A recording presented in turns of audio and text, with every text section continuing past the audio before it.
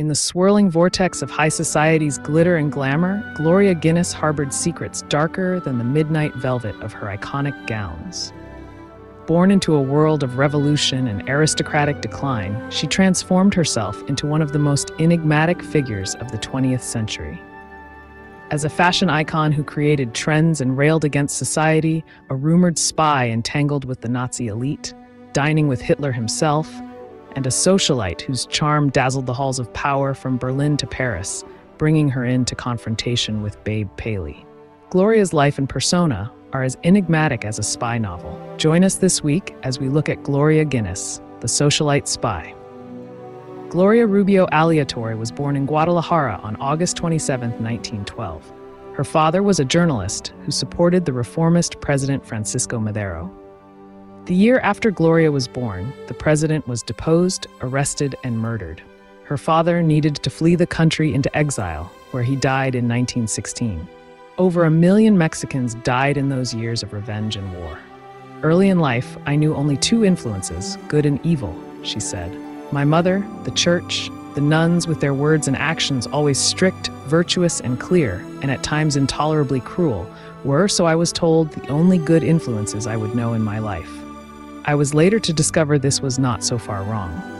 Her mother, an aristocrat, lost most of her land to the peasants during the Revolution.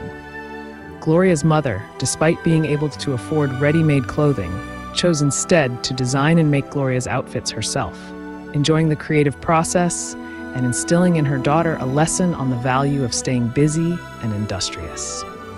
Gloria found inspiration even in the attire of the nuns she observed, noting in her writings, "No dress or costume will be as safe or as beautiful as any one of the many different habits the nuns wear." She admired their perfect blend of fashion and function. Often told by her mother that she was the most beautiful girl in Mexico, Gloria was urged never to settle for second best.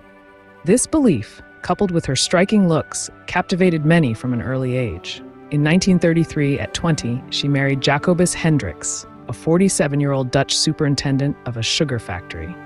The marriage offered her both status and an escape from her current life. My hair was black and my eyes were black, but in Europe, hardly anyone had been to Mexico, so people noticed me. She began to exaggerate parts of her background, doing up her Mexican accent and purposely making mistakes in French. Men loved it, she said. "A woman's best friend is not a diamond, but a little black suit," she said. It was all you needed. If you had a little black suit and knew how to use it, you could get a slew of diamonds. Soon she found herself mingling with the wealthy, nobles, magnates, and maharajas. In 1935, she remarried Franz Egon Graf von Fürstenberg, a German count from one of the oldest German families. And she became a German countess, mingling with the German elite at the time of the Third Reich, even attending parties with Hitler himself. In 1936, Gloria gave birth to a daughter and 3 years later, a son. Despite her Mexican heritage, which could have been seen as compromising the racial purity valued by the Nazis, her status as the wife of a German count shielded her. The Aryan laws, rigid as they were, had not been fully implemented, allowing her some exemption due to her husband's influence. As the Nazis proclaimed the dawn of the 1,000-year Reich, Gloria's life in Berlin was marked by luxury amidst turmoil. Champagne from France and chocolates from Belgium were commonplace in her social circle. However, her husband was conscripted to fight on the Russian front, leaving Gloria in Berlin with their 2 young children. The war escalated, and by 1943, Berlin was subjected to relentless bombings. Despite the chaos, Gloria found refuge in the city's vibrant nightlife. At one of the parties, she met Walter Schellenberg, a high-ranking Nazi official, the German spymaster, who also had an affair with Coco Chanel. Both were married. She went to places with him, mingling with the Nazi elite. As Germany began to fall apart, she begged to leave, and Schellenberg helped to arrange her exit. Taking her to Madrid at a bullfight with Schellenberg, there she was spotted by an American intelligence agent who, a few weeks later, approached her. Gloria decided she had had enough of Germany and began speaking to the Americans. After the war ended, she got engaged to an Egyptian Ahmad Fahmy, whose father was the foreign minister. And she flew back to Paris, where she met Duff Cooper, the British ambassador to France, in 1946. "Money is like water," she said, "and people cannot live without water." Duff was totally taken with Gloria, even though he had a wife and a mistress. And soon, he and Gloria began their affair. "I don't think I have ever loved anybody physically so much," Duff said later. People warned him off the relationship, saying she was a Gestapo agent during the war, but he was totally in love. She said it wasn't so it wasn't so, he said. However, a few weeks later, she phoned him from the airport saying she was on her way to Mexico. She did not tell him it was to marry her Egyptian lover. After the marriage, Gloria returned to Paris and tried to carry on the affair, but Duff was no longer interested, calling her a tart. In addition, the French authorities wanted to throw her out of the country for her role in the war, but Duff, who still had feelings for her, intervened and she was allowed to stay. Her marriage, however, didn't survive long, as Gloria took other lovers, and it ended after 3 years.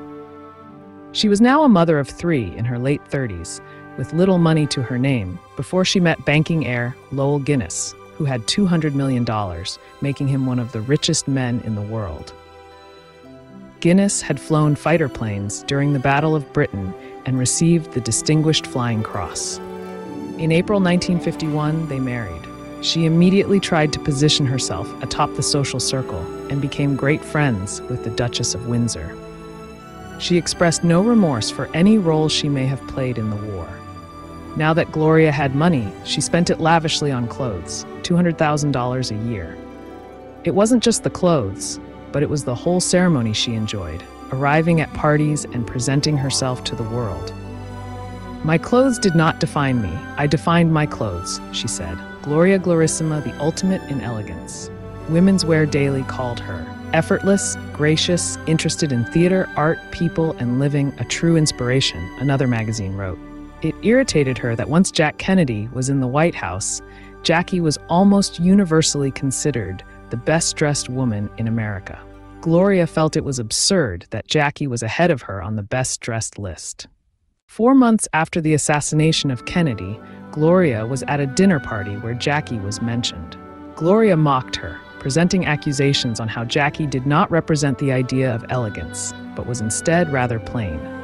Gloria got a measure of vindication years later when Jackie was married to Onassis, and the couple came to dinner in Florida.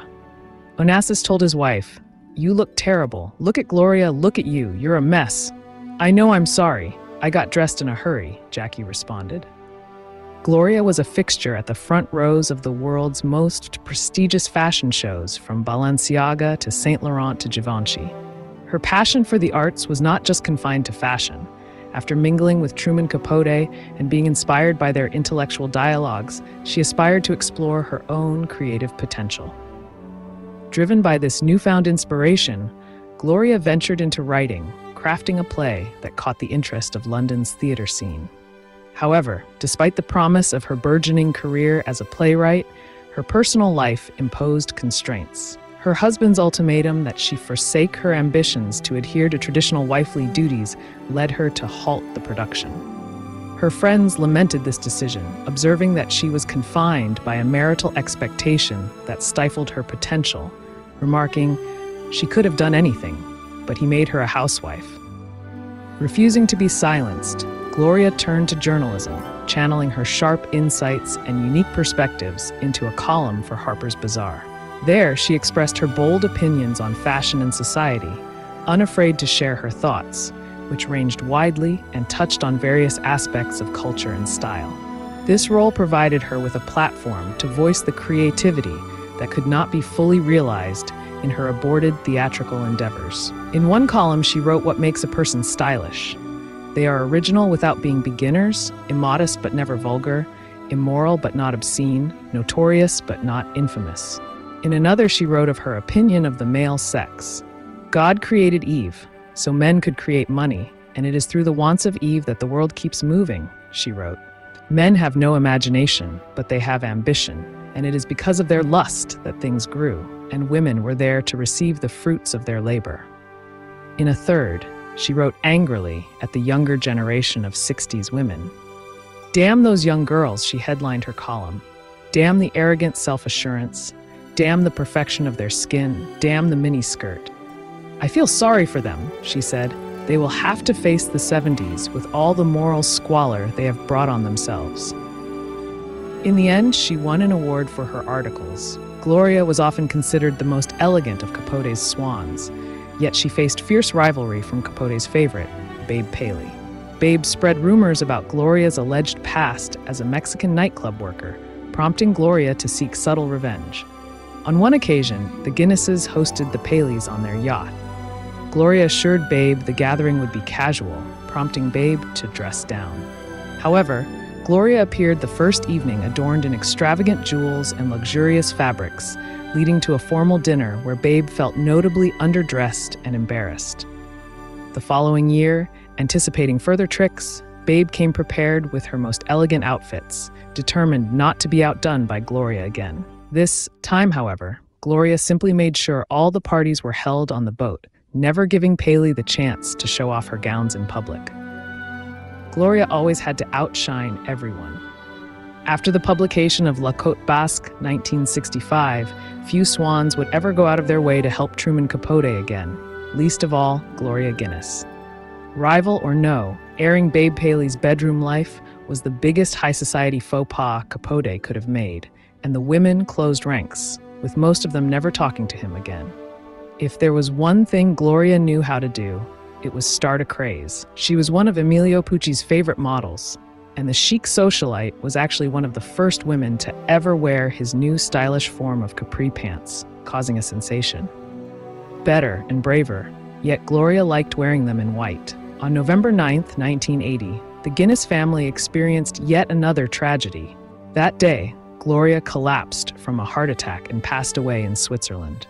At 68 years old, she was disturbingly young for her fate, and rumors still abound about the true nature of her end. Some suspected foul play. Others believed that Gloria, bored of her glamorous life and feeling the emptiness of her gilded existence, may have killed herself in a fit of disillusionment. Whatever the truth, she had a lavish burial attended by the social elite who paid their respects to her and her life. As the curtain falls on the story of Gloria Guinness, we are left to ponder the life of a woman who navigated the peaks of high society with unparalleled grace, yet grappled with the shadows of intrigue and controversy. Her story, a tapestry of glamour, espionage, and heartache, challenges us to look beyond the glittering surface, revealing the complex interplay of identity and destiny. Gloria Guinness was not just a figure of elegance and mystery. She was a testament to the enduring allure of an enigma that continues to captivate and inspire long after her final bow. In Guinness, we see a woman who was as much a master of reinvention as she was a creature of her times. What is your opinion of Gloria? I always enjoy reading your thoughts and comments. If you like content like this, please like, share, and subscribe. And as always, thanks for watching.